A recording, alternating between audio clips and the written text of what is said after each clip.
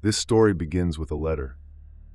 The paper was slightly yellowed, and the edges were curled, as if it had been opened and read many times. There was no recipient's name written on the envelope, only 6 characters. To myself 1 year from now. When the letter was opened, it was written neatly in blue ink. The handwriting had a girlish touch, mixed with a kind of obsession that was hard to describe. One sentence, in particular, sent a chill down the spine. 1 year from now, you and I will be together. It sounded like a promise, but also like a curse. But who was you? A lover?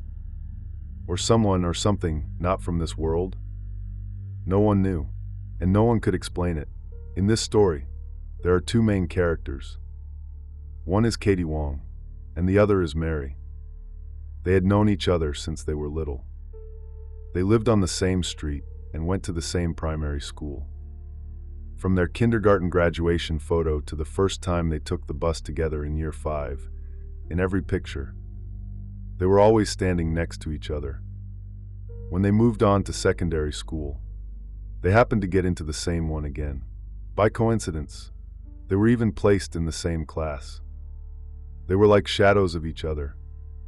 They went to school together in the morning, bought egg waffles and bubble tea after class, sat next to each other in lessons, passed notes during breaks, whispered secrets quietly.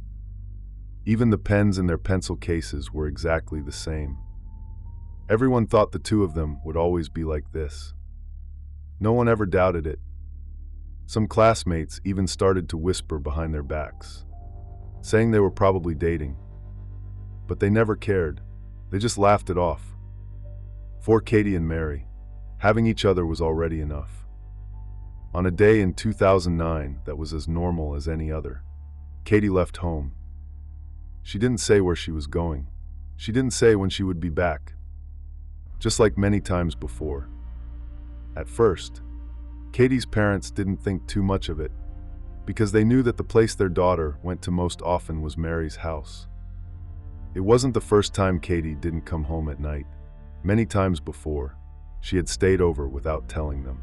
Usually, the next morning, Mary's mother would call and say, "She's at our place. Don't worry." So during the first 1 or 2 days, Mr. and Mrs. Wong just thought, "She probably went to sleep over at Mary's again. She'll come back soon." Besides, both of them were so busy with work that their days and nights blurred together. Sometimes, they didn't even come home themselves. In this family, not seeing each other wasn't something unusual. It had never been a big deal. But soon, 5 days had passed. Katy still hadn't come home. Calls to her phone didn't go through. There were no updates on social media, and even Mary had no idea where she was. Mr. Wong started to feel that something was wrong. Katy had gone missing. He reported it to the police right away. Within a few hours, the police began collecting information and started a preliminary investigation. But Katy hadn't left a note, hadn't taken any luggage, and wasn't seen on any security camera. No one had seen where she went. On the 3rd day of the missing person case, when there was still no progress, the police finally received a report. Near the old pier close to Katy's home, a night shift security guard had found a backpack. It was sitting right at the edge of the pier, half wet, slightly covered in mud. There was no one around, only the sounds of water and wind.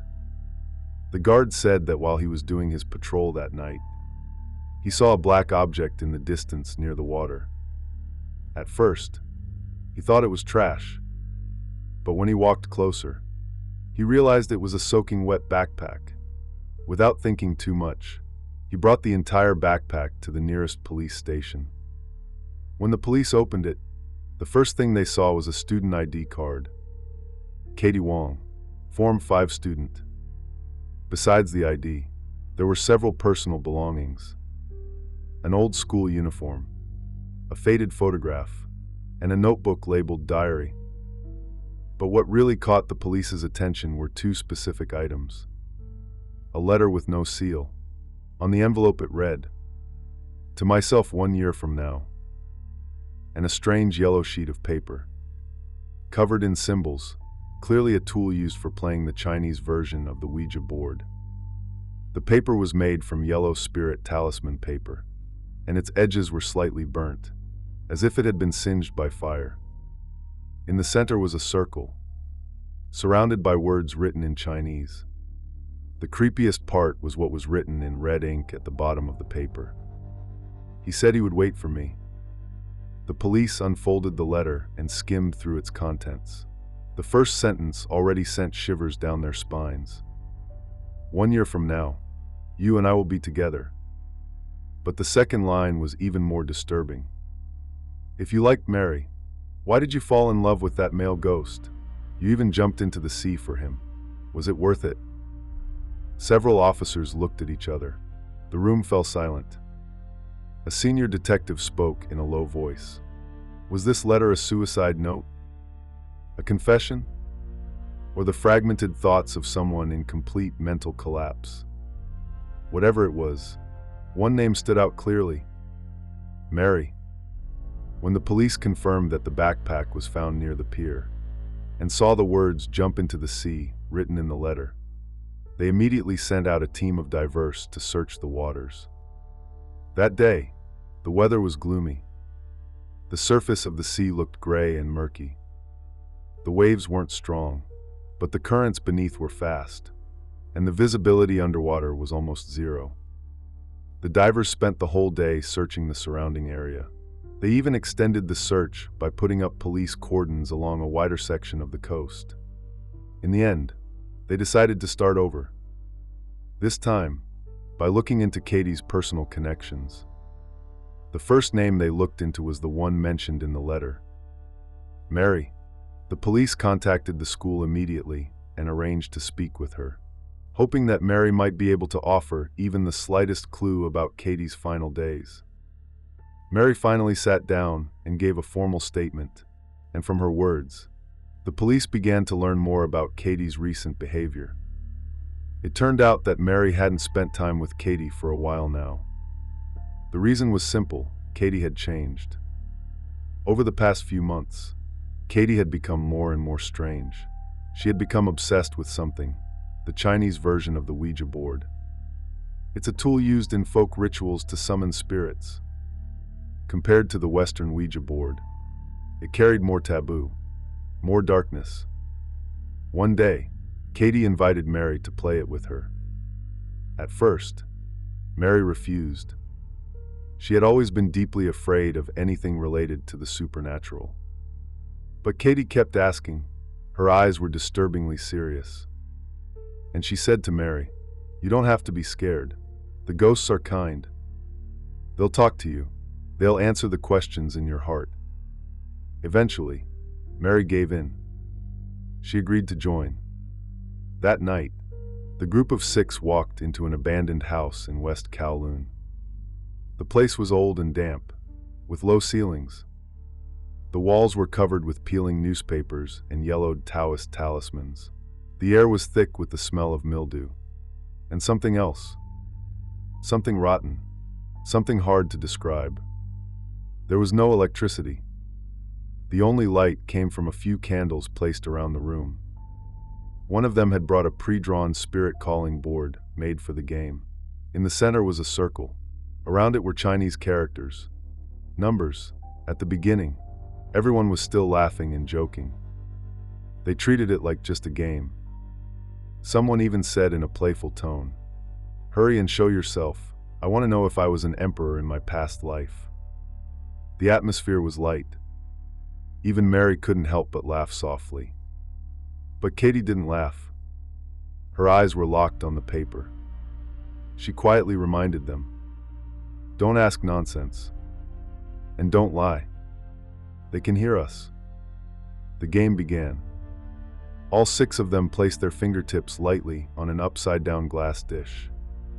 Then they started asking questions. The first person asked, "What is your name?" The glass moved. It pointed to 3 characters. Another person asked, "Are you male or female?"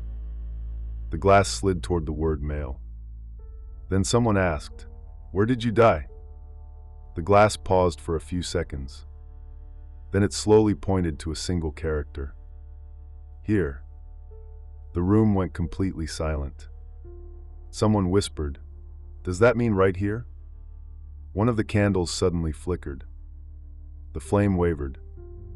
A cold gust of wind slipped into the room. Then Katy opened her mouth. Her tone was calm. Too calm, she asked. "Do you really love me?" The moment Mary heard the question, her whole body froze. The dish began to move. It slid slowly across the surface of the paper, letter by letter, until it finally stopped at "Yes." A few people immediately pulled their hands away.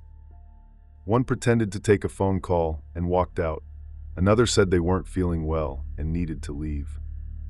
In the end, Katy stared at Mary. She wasn't smiling, but there was a strange kind of gentleness in her eyes. And in that moment, Mary felt that Katy wasn't the same person anymore. The next day, Mary couldn't hold it in any longer. She pulled Katy aside and tried to talk some sense into her, begging her to stop playing with the spirit game. Mary even built up the courage to confess her feelings. "I like you. I don't want to see you like this anymore. Can you please just come back?" But Katy didn't accept. She looked straight at Mary, eyes cold, and said, "I don't like ordinary people. I like ghosts. I like spirits." In that moment, Mary realized there was already a whole other world between them. Mary said that after that day, Katy's behavior only got stranger. She would mumble to herself, constantly. She started speaking in languages that weren't Chinese, weren't English, languages Mary couldn't even recognize. Online, in chat rooms, Katy began encouraging others to play the spirit game, claiming she had made many new friends through it.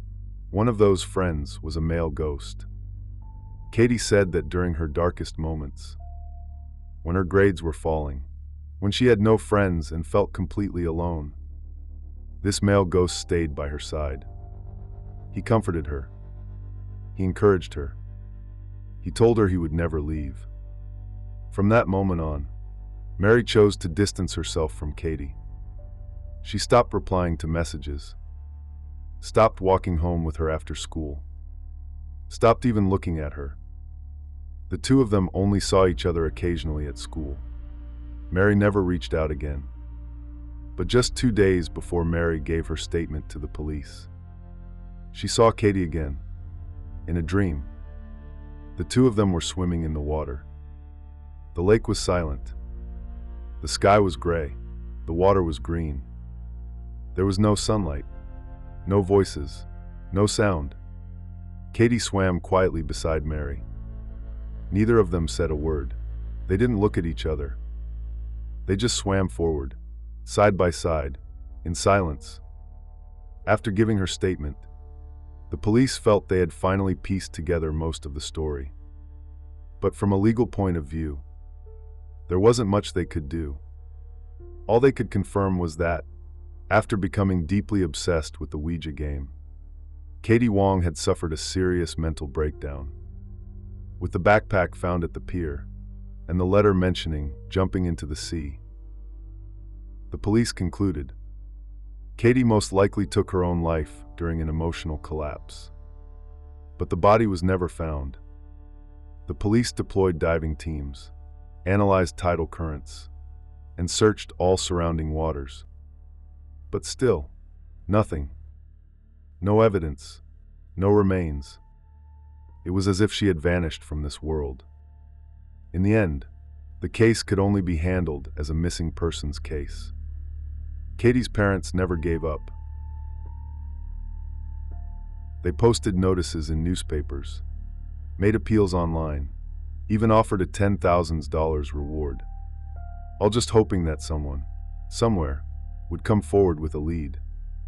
Something, anything. But time passed, day by day. Society slowly forgot about the case. The media stopped covering it. The school changed cohorts. The students moved on. Now, it's 2025. Katy Wong is still missing.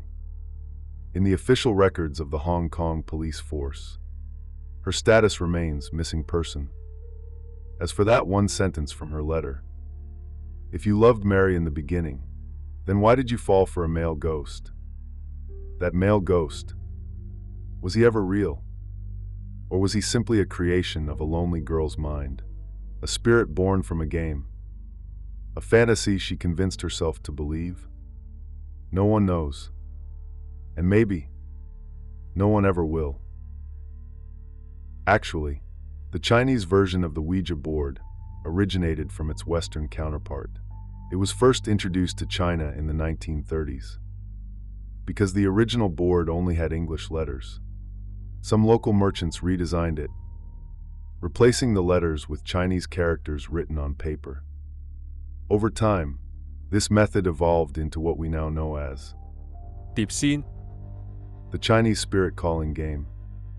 Compared to traditional Chinese spiritual rituals, this version was simpler and easier to use. That's why it quickly became popular in the 1930s. And even now, people still play it, even though there are many scientific theories that try to explain how Ouija works. Countless Ouija sessions have still resulted in things that logic simply can't explain. So, what do you believe? Do you think Ouija is real? Do you believe that, through this strange method, we might actually be able to reach another world?